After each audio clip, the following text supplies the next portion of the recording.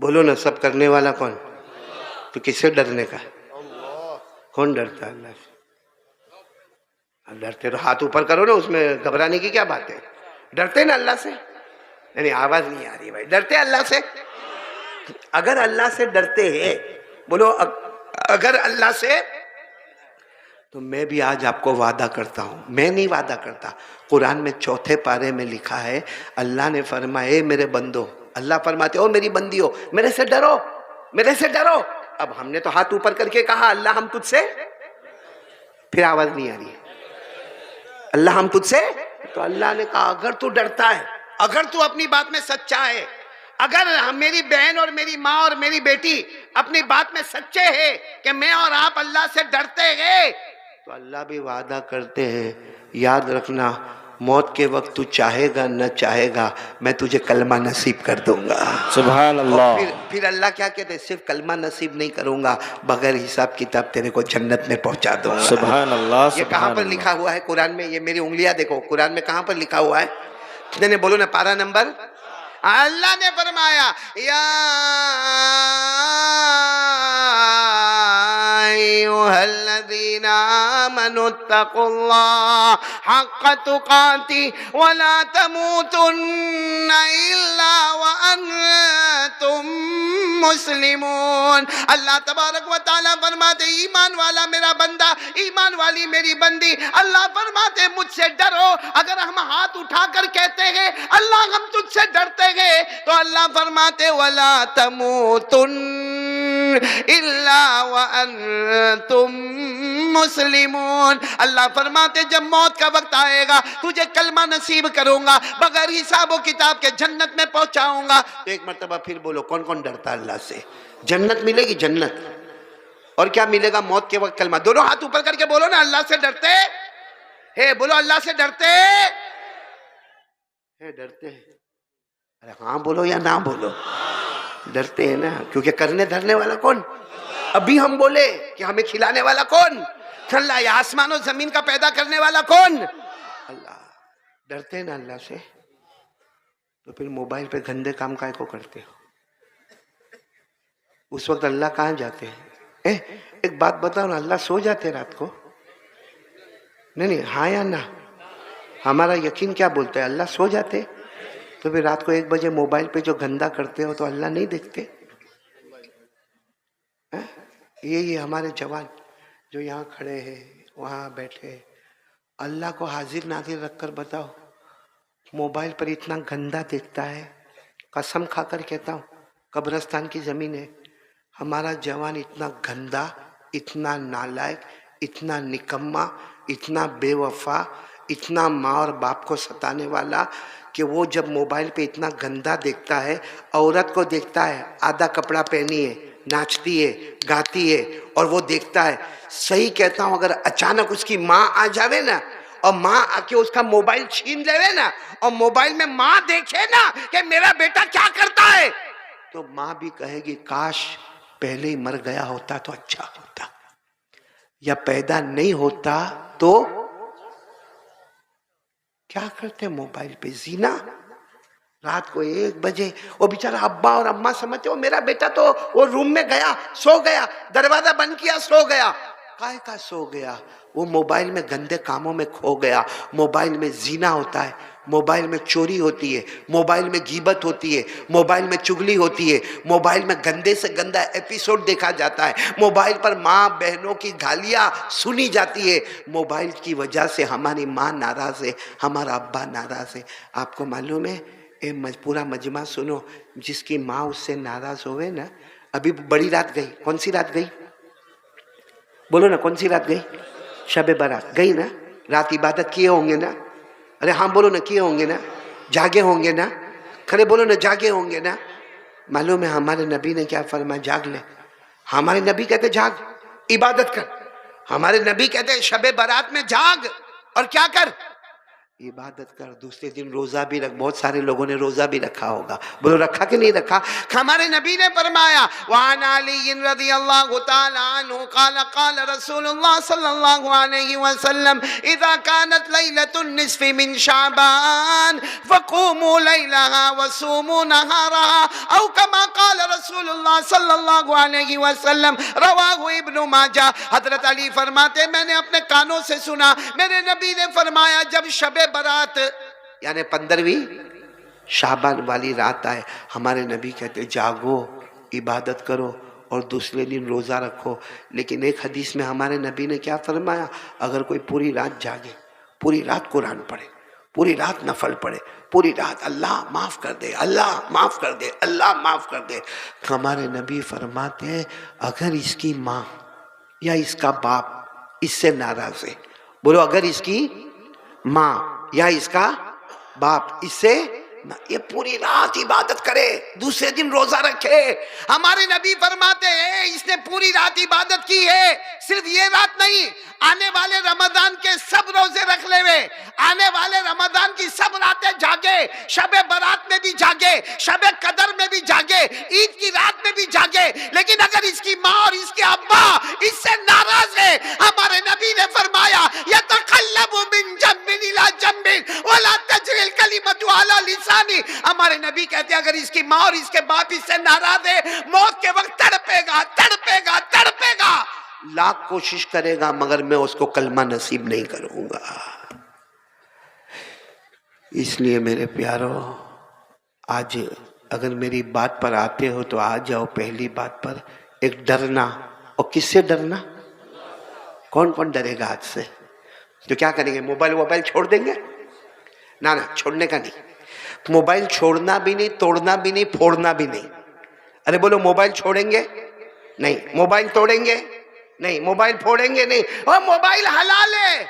ए मेरे प्यारो, ये हमारा फेसबुक होवे कि यूट्यूब होवे, ये हलाल है, हलाल है। अगर मोबाइल हराम होता, हमारे उलमा के पास ना होता, हमारे दावत और तबलीग वालों के पास ना होता, हमारे औलिया के पास ना होता, हमारे खानका वालों के पास ना होता, सीधे साधे लोगों के पास मोबाइल ना होता। अगर हराम होता तो ना होता, लेकिन सबके पास मोबाइल हलाल है, लेकिन फॉर्मेट हमारा हराम है। मोबाइल हलाल है, लेकिन जिस तरह हम इस्तेमाल करते वो, वरना पूरा मजमा बोलेगा हमारे मोबाइल में कुरान का सबक आता कि नहीं आता, हदीस का सबक, नज़म आती कि नहीं आती, नात आती कि नहीं आती, कुरान पाक को सही कैसे पढ़ने का बोलो आता कि नहीं आता। और चलो ये छोड़ो, मेडिकल आता कि नहीं आता, साइंस आता है, बायोलॉजी आता है, हिस्ट्री आता है, ज्योग्राफी आता है, लॉजिक आता है, केमिस्ट्री आता है। मतलब है कि हमारा मोबाइल एजुकेशन है, नॉलेज है, दीन और दुनिया की तालीम है। ये मोबाइल जिससे आप गलत काम करते हो, इससे सही काम करो। वही मोबाइल जो हमको जहन्नम में लेके जाने वाला, यही मोबाइल हमको जन्नत में ले जाने वाला बनेगा। तो कौन कौन ये गांव में तैयार है, मोबाइल रखेंगे मगर फॉर्मेट सही करेंगे, दोनों हाथ ऊपर करके कहो। और ये किसकी वजह से करेंगे? आवाज नहीं आ रही, किसकी वजह से करेंगे? और जो अल्लाह से डरेगा, अभी मैंने सुना, जो अल्लाह से डरेगा वो चाहेगा ना चाहेगा, बोलो अल्लाह मौत के वक्त बगैर हिसाब व किताब के, अल्लाह ने फरमाया वलिमन खाफ मकाम रब्बिही जन्नतान फबिअय्यि आलाई रब्बिकुमा तुकज़्ज़िबान। अल्लाह तबारक व तआला फरमाते मेरा बंदा मुझसे डर जा, ए मेरी बंदी मुझसे डर जा, मैं जन्नतों पे जन्नत अता करूंगा। पूरा मजमा बोले जन्नत देने वाला कौन? अल्लाह। तो पहली बात के लिए कौन तैयार है? देखो मैं 3 बातें करूंगा और बात खत्म करूंगा। मेरे को जो टाइम दिया गया उसमें अब थोड़ा सा टाइम बाकी है, तो आप लोग मेरा साथ दोगे ना इंशाअल्लाह। पहली बात के लिए कौन कौन तैयार है? दोनों हाथ ऊपर करके बोले करने धरने वाला कौन? आज से यकीन मजबूत, हर काम करेंगे, लेकिन पहले किससे बात करेंगे? नहीं बोलो ना, पहले किससे बात करेंगे? अरे आप एग्जाम देने के लिए जाते हो, आपने पूरी तैयारी की है, माशाल्लाह आपके पास किताबें हैं, आपके पास कलम है, आपके पास इल्म है, आपके पास नॉलेज है, आपके पास एजुकेशन है। लेकिन आपने देखा होगा कभी कभी इतना मेहनत करने वाला भी वापस आता और आकर कहता है कि वो पेपर बराबर नहीं गया। बोलो होता कि नहीं होता पेपर बराबर? तो मेरे दोस्तों इरादा कर लो, करने धरने वाला कौन? अल्लाह। पहली बात पक्की करे तो मैं दूसरी बात पर आऊं। दूसरी बात के लिए कौन कौन तैयार है? अभी से हाथ ऊपर कर दो, दोनों हाथ ऊपर करो और साथ में बोलो, दूसरी बात साथ में बोलो, मुस्तफा का दामन। बहुत पक्की बात पे आ रहा हूं। शाबान महीना है, बोलो कौन सा महीना? अभी मैं आपको शाबान के बारे में बता रहा था। एक बात और बताऊं, सब मिला के महीने कितने? ये भी नहीं मालूम गांव में? नहीं बोलो ना, कितने महीने? 12 महीने में 2 महीने ऐसे हैं, बोलो 2 महीने ऐसे हैं कि हमारे नबी ने फरमाया एक मेरा है, एक अल्लाह का है। एक मेरा है और एक अल्लाह। 12 महीने में 10 महीने को साइड पे रखो, 2 महीने हमारे नबी ने फरमाया ये जो महीना है शाबान, हमारे नबी ने फरमाया ये मेरा महीना है, और आने वाला रमजान अल्लाह का महीना है। बोलो आने वाला रमजान।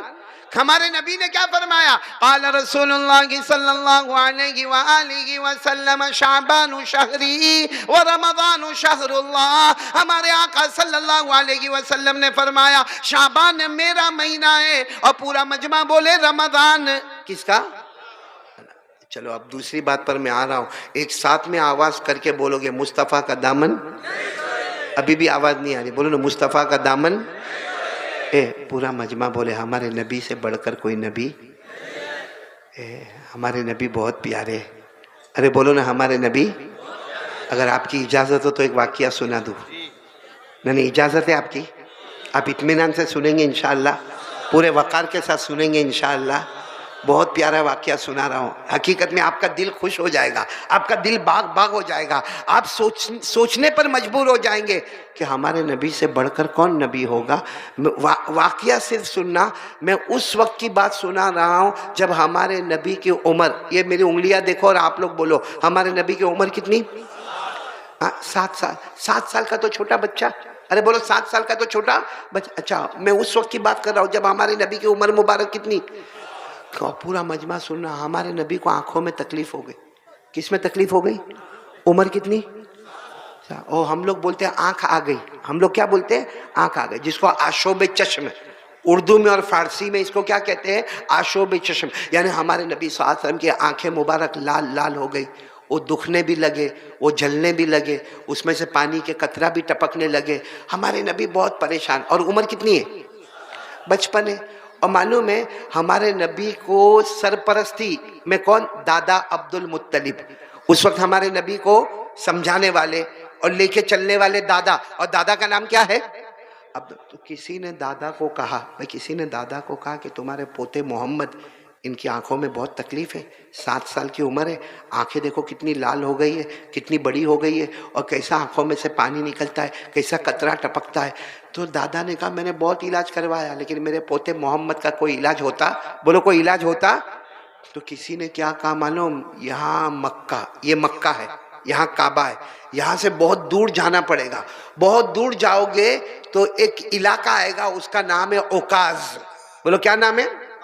ओकाज। ओकाज बोले वहां जाओ, वहां एक बूढ़े मियाँ मिलेंगे, बहुत इल्म वाला बूढ़ा मिलेगा। छोटी सी झोपड़ी होगी और वो झोपड़ी के अंदर बूढ़ा बैठा होगा, और वो बूढ़ा सिर्फ एक ही काम करता है, अल्लाह अल्लाह। उस जमाने में भी बोलो क्या? अल्लाह अल्लाह अल्लाह का वो बूढ़ा, वो अल्लाह अल्लाह करता है, लेकिन आंखों का स्पेशलिस्ट है, आंखों के बारे में उसको बहुत महारत है। आप अपने पोते को लेकर वहां चले जाओ, वो जो भी दवा देगा तो आपके पोते अच्छे हो जाएंगे। बोलो हमारे नबी की उम्र कितनी थी? पूरा मजमा बोला कितनी उम्र थी? 7 साल। अब दादा अब्दुल मुत्तलिब लेकर गए। अब दादा अब्दुल मुत्तलिब के पास सवारी भी नहीं। कहाँ कैसा लेकर गए मालूम? कभी अपने पोते मोहम्मदुर रसूलुल्लाह को अपने कंधों पर बिठा देवे, कभी रास्ते में चलावे, फिर कंधों पे बिठावे, फिर रास्ते में चला। वो गर्मी, वो चिलचिलाती गर्मी, वो आसमान भी गर्म, वो जमीन भी गर्म। वो दादा अब्दुल मुत्तलिब चले चले चले चले चले बहुत दूर, पहाड़ों को पार करके ओकाज पहुंच गए। बोलो कहाँ पहुंच गए? ओकाज। और जो पता बताया था ना, वहां झोपड़ी भी है, और झोपड़ी के अंदर कौन बैठा हुआ है? वो बूढ़े मियाँ बैठे। क्या करते?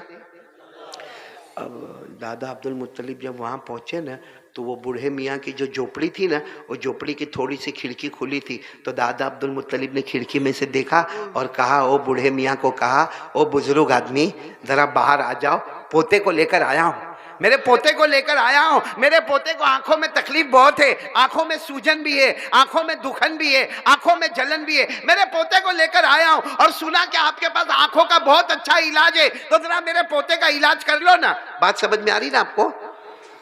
वो जो अंदर बूढ़े मियाँ थे ना, वो ऊपर भी देखने को तैयार नहीं, वो ऐसा ही यूं गर्दन झुका के बैठे।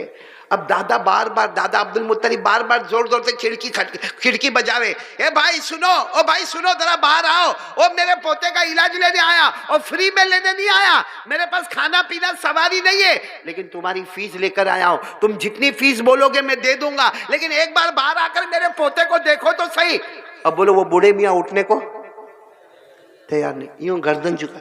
कोई वहां से गुजर रहा था तो दादा अब्दुल मुत्तलिब ने कहा ये दरवाजा नहीं खोलते, अंदर गर्दन झुका के बैठे। तो गुजरने वाले ने कहा दरवाजा नहीं खोलेंगे, वो तो मन्नत मानी है, किसी से बात नहीं करेंगे। तो दादा अब्दुल मुत्तलिब ने कहा कितने दिन की मन्नत मानी है? कहा 3 दिन की मन्नत मानी है, वो किसी से बात नहीं करेंगे। तो दादा अब्दुल मुत्तलिब ने कहा आज कौन सा दिन है? कहा पहला दिन है।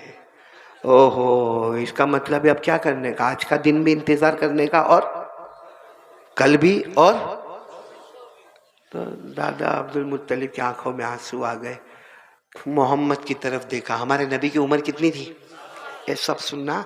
हमारे नबी की तरफ देखकर कहा क्या करेंगे मोहम्मद, क्या करेंगे मोहम्मद, हमारे पास तो खाना भी नहीं, सवारी भी नहीं, इतना पानी भी हमारे पास नहीं, और ये तो मन्नत मान के बैठे, ये तो आज भी नहीं बाहर आएंगे।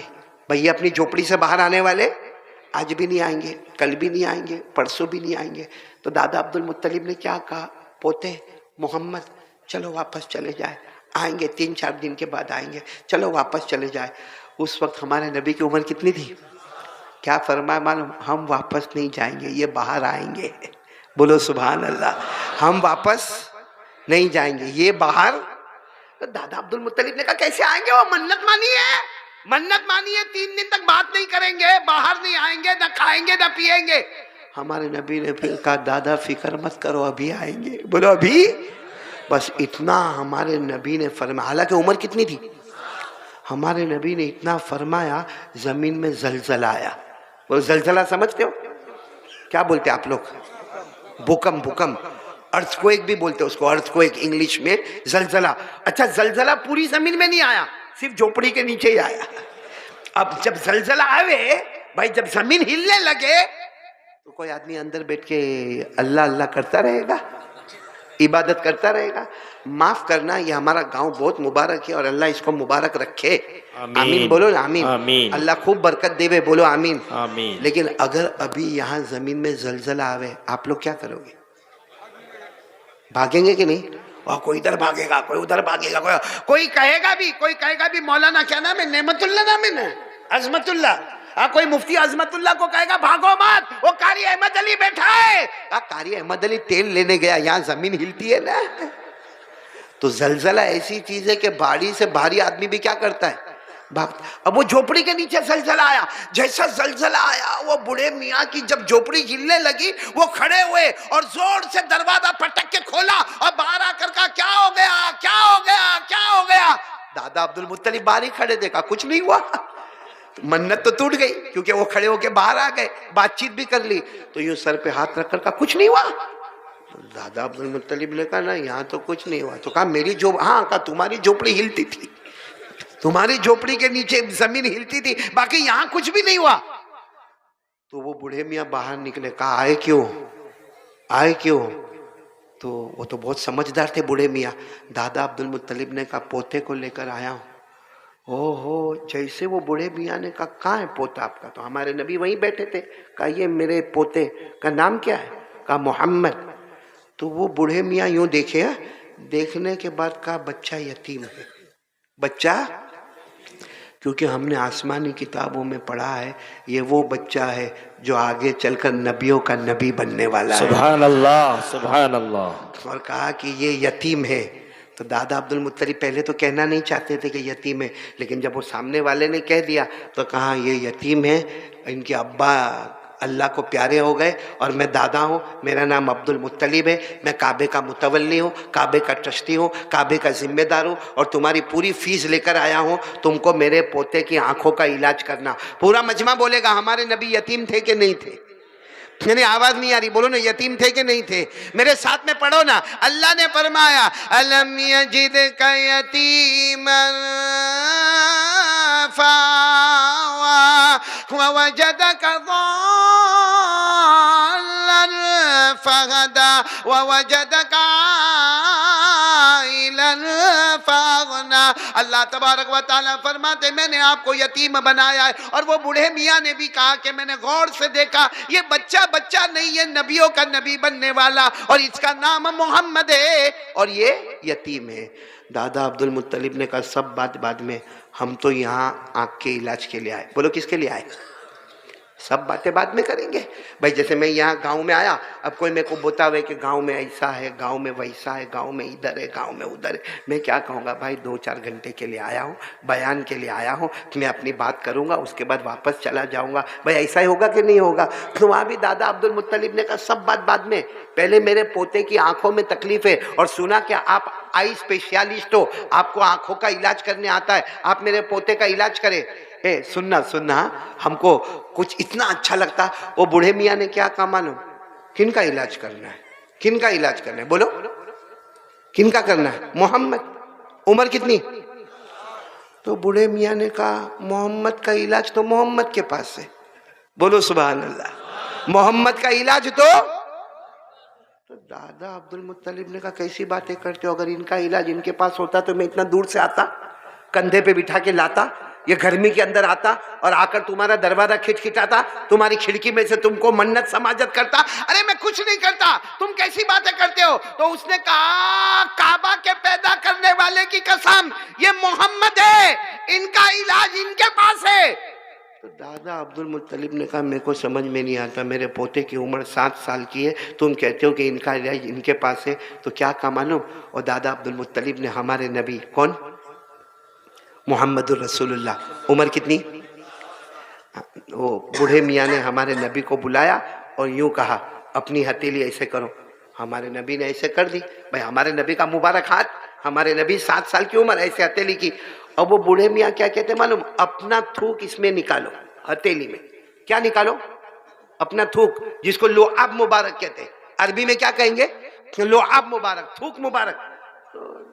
दादा अब्दुल मुत्तलिब ने कहा कोई टेस्टिंग होगा? भाई जैसे डॉक्टर लोग टेस्ट करते हैं ना, कभी ब्लड का टेस्ट होता है, कभी तो कुछ टेस्टिंग होगा। तो दादा अब्दुल मुत्तलिब ने कहा मोहम्मद अपना थूक हथेली पे रखो, जैसा डॉक्टर बोलते हैं वैसा करो। तो हमारे नबी ने अपना थूक मुबारक, देखो यूं यूं, अपना थूक मुबारक अपनी हथेली पर, जैसे हथेली पे रखा वो बूढ़े मियाँ आगे बढ़े, अपना हाथ नबी मोहम्मद के हाथ पर रखा और सारा थूक ले लिया और लेके अपने चेहरे पे मलने लगे और कहने लगे नबियों के नबी का थूक मेरे चेहरे पर आ गया। सुभान अल्लाह, सुभान अल्लाह। दादा अब्दुल मुत्तलिब का चेहरे का रंग बदला। कहा मैं इसके लिए नहीं आया क्या आप मेरे पोते का थूक अपने मुंह पर रखो, मैं आंखों के इलाज के वास्ते आया हूं। तो बूढ़े मियाँ ने कहा मोहम्मद का इलाज मोहम्मद के पास ही है। तो दादा अब्दुल मुत्तलिब ने कहा मेरे को आपकी बात समझ में नहीं आती। तो बोले काम करो, इनको फिर बोलो अपनी हथेली रखे। अब हमारे नबी ने फिर हथेली रखी। कहा इनको बोलो फिर अपना थूक मुबारक इसमें रखे। हमारे नबी ने अपना थूक मुबारक उसमें रखा। वो बूढ़े मियाँ जैसा इंतजार करते थे, जल्दी से थूक ले लिया और पूरे अपने बदन पे रगड़ने लगे और कहने लगे वाह काबा के पैदा करने वाले की कसम, जो सारे नबियों का नबी बनने वाला है, उसका थूक मुबारक मेरे बदन पर आ गया। बोलो सुभान अल्लाह। अब दादा अब्दुल मुत्तलिब कहने लगे मैं यहाँ खड़े रहूं कि चला जाऊं? मैं इलाज के पोते के आंखों के इलाज के वास्ते आया हूं और तुम ये हाथ में थूक लेते हो और तुम तुम्हारे चेहरे पर मलते हो, तुम्हारे बदन पर मलते हो। कहा एक आखिरी मर्तबा इनको कहो ना अपना हाथ रखे। तो दादा अब्दुल मुत्तलिब ने कहा फिर ले लोगे? कहा नहीं अब नहीं लूंगा, इनको कहो। तो हमारे नबी ने फिर अपनी हथेली मुबारक अपना थूक मुबारक रखा। वो क्या कहा मालूम? बूढ़े मियाँ ने कहा इन्हीं को कहो कि दोनों हथेली को मले। बीच में क्या है? बीच में क्या रखा हुआ है?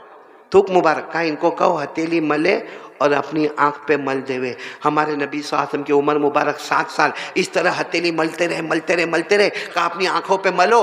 और दादा अब्दुल मुत्तलिब भी हैरान हो गए, बल्कि आसमान के फरिश्ते भी हैरान हो गए। और दादा अब्दुल मुत्तलिब ने कहा काबा के पैदा करने वाले की कसम, मेरे मोहम्मद ने जिनकी उम्र 7 साल है, अपनी दोनों हथेली मुबारक को रगड़ा और थूक मुबारक को लेकर अपनी आंखों पर रखा। मैंने देखा, ऐसा लगा मेरे मोहम्मद को कभी तकलीफ हुई नहीं थी आंखों की। मेरे मोहम्मद को कभी आंखों की तकलीफ। ये क्या कमाल किसका था? ये नबी के नहीं नबी के थूक मुबारक का कमाल था। हालांकि थूक हम लोगों को पसंद, भाई आपने देखा होगा, आपके यहाँ मालूम नहीं, बाकी कलकत्ता शहर में होगा, बहुत दीवारों पे लिखा होता है थूकना मना है। आपके गांव में भी कहीं लिखा हुआ है स्कूल वूल की दीवार पे तो मालूम नहीं, क्या लिखते? थूकना। हम इंडिया वाले बहुत होशियार हैं, जहां भी लिखा होगा ना थूकना मना है, हम मना को काट देते। अब क्या है? और फिर पूरा पाँव मुंह में गुटखा, तंबाकू, पान, और फुर करके थूकता, बोलता किसका बाप क्या उखाड़ लेगा। यहाँ तो लिखना है कि थूकना है। मेरे दोस्तों, थूक को लोग पसंद करते नहीं, बोलो ना पसंद करते। आप बोलो तो जल्दी एक वाक्य सुना दो, वाक्य सुना दो जल्दी से, वही हमारे नबी का थूक मुबारक वाक्य सुना दो। आप जो लोग उम्रा करने गए होंगे यकीनन उन्होंने ओहद मैदान देखा होगा। ओहद पहाड़, 18 किलोमीटर का पहाड़, साथ में बोलो कौन सा पहाड़। जब हमारे नबी को सबको वहां बुलाना था ओहद के मैदान में, आ जाओ आ जाओ आ जाओ, हमारे नबी ने ऐलान फरमाया, साबिकू इला मगफिरतिम मिन रब्बिकुम व जन्नतिन अर्दुहा कअर्दिस समाई वल अर्द उइद्दत लिल्लज़ीना आमनू बिल्लाहि व रुसुलिही। हमारे नबी ने ऐलान फरमाया, आओ ओहद मैदान में आओ, ओहद मैदान में आओ। ए गांव वालों, क्या नाम है? गांव का नाम क्या है? इंचल गढ़िया, जो भी नाम होवे, एक बात मेरी सुनना। जब हमारे नबी ने सबको ओहद मैदान में जमा किया ना, एक साहबी थे जिनका नाम था रिफा। बोलो क्या नाम? ये नाम हमारे गांव में किसी का नहीं होगा, बल्कि कलकत्ता में भी बहुत मुश्किल से नाम मिलेगा। बोलो क्या नाम? रिफा। साथ में बोलो आर, आर से रिफा। उनको क्या हुआ मालूम? ओहद मैदान में आंख में तीर लगा, आंख में तीर, और इतना खतरनाक तीर लगा कि आंख बाहर आ गई। बोलो आंख। हजरत रिफा रदी अल्लाह ताला अन्हु, बोलो उनकी आंख बाहर। वो अपने हाथ में आंख लिए, यहाँ से खून का रेला बहता है, हाथ में आंख है, और वो ढूंढ रहे अल्लाह के रसूल का है, अल्लाह के रसूल का है। ओहद मैदान में मेरे नबी का है, मेरे नबी का है। किसी ने कहा वो पहाड़ के पास हमारे नबी है। ये गए और जाकर कहा, अल्लाह के रसूल मेरी आंख बाहर आ गई, ये खून बहता है, बहुत तकलीफ होती है, बहुत दुखता है। अल्लाह के रसूल मेरे, मालूम क्या हुआ? हमारे नबी ने एक सहाबी को कहा इनका खून साफ कर दो। खून जैसे साफ किया, हमारे नबी ने अपना लुआब मुबारक, यानी क्या, थूक मुबारक लिया, उनकी आंख के ऊपर यूं मल दिया, और जो हाथ में आंख थी ना उसके पीछे भी यूं करके थूक मुबारक लगा दिया। उसके बाद हमारे नबी ने अपने हाथ से यूं आंख को फिट कर दिया। ओहो, रिफा कहते मेरे पैदा करने वाले की कसम, जो आंख में कभी तीर लगा नहीं था उसमें तकलीफ होती थी, लेकिन ये आंख में मुझे कभी तकलीफ नहीं होती थी। ये आंख मेरी दुखती थी, मगर इस आंख में मुझे कभी दुखन नहीं हुई। और कहा जब मैं आंखों को एक आंख बंद करता था, ये आंख से इतना दूर नजर नहीं आता था जितना उस आंख से दूर नजर आता था जो मेरे नबी के थूक मुबारक से तैयार हुई थी। मेरे दोस्तों, आपको बताना ये है कि जब नबी का, मैं किसका कमाल बता रहा हूँ? नबी के, जब नबी का थूक मुबारक इतना अच्छा होगा। ए मेरे प्यार, नाराज तो नहीं ना आप लोग? नबी का क्या मैं बता रहा हूँ? थूक मुबारक। और आपको एक बात बताऊं, आपको ये सवाल होगा कि हमारे नबी के थूक मुबारक में इतना कमाल क्यों? भाई सवाल होता है कि नहीं होता है कि हमारे नबी के थूक मुबारक में इतना कमाल क्यों? तो अल्लाह ने फरमाया, टाइम है ना आपके पास? नहीं है तो मैं बंद कर दूं बात, है ना? टाइम है ना? मैं 3 बातें करूंगा, दूसरी बात पर हूं। पहली बात ला इलाहा, दूसरी बात मुस्तफा का दामन। आवाज नहीं आ रही, बोलो मुस्तफा का दामन। मैं आपको जो बात बता रहा हूं, हमारे नबी का क्या बता रहा हूं मैं? मेरे ये गांव वालों, फिर मैं नाम भूल गया, कोई बात नहीं, लेकिन मेरे को भाई लिख के दे दो ना, बात खत्म हो गई भाई। ये जो गांव का बहुत मुबारक गांव है, अल्लाह अच्छा रखे, बोलो आमीन, बोलो आमीन। लेकिन हमारे नबी का थूक मुबारक कैसा तैयार हुआ मालूम? अल्लाह ने जन्नत में नहरें तैयार की। बोलो अल्लाह ने जन्नत में बहुत नहर, बोलो जन्नत में नहर, पानी की नहर, साथ में बोलो सुभान अल्लाह। दूध की नहर, बोलो सुभान अल्लाह। शहद की नहर, बोलो सुभान अल्लाह। शराब की नहर, बोलो सुभान अल्लाह। जन्नत में बहुत सारी नहरें, बोलो सुभान अल्लाह।